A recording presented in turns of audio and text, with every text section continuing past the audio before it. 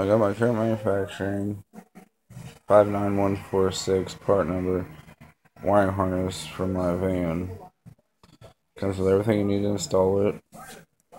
All your zip ties, splicing connectors, butt connectors, terminal rings, adhesive tape to put on the back of the, I guess it's transformer. Comes with pretty good long 12 gauge runner wire to go to your battery.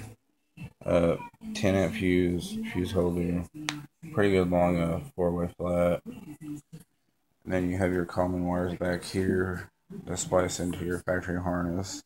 And the thing I like about this is it's got a red wire for your brake lights. Thanks for watching, and about a week or two, whenever it warms up, I'll be installing it. If you want to watch it, just subscribe to my channel, and it'll be on there. Thanks.